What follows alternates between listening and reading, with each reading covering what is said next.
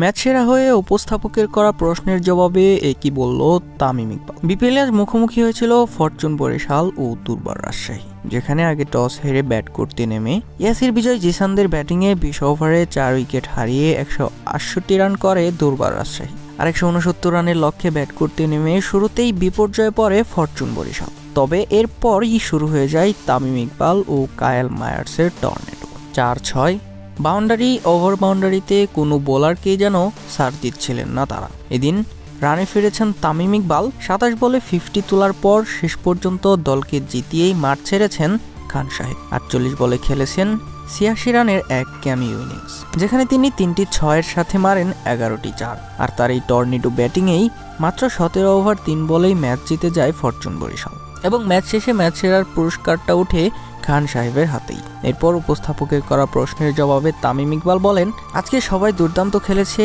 বিশেষ করে বোলিংয়ে শাহিন শাহ আফ্রিদি, ফাহিম আশরাফ কিংবা তানভীররা। এরপর ব্যাটিংয়ে আমি, কায়েল মায়ার্স এবং মুশি ভাই খুব ভালো করেছে।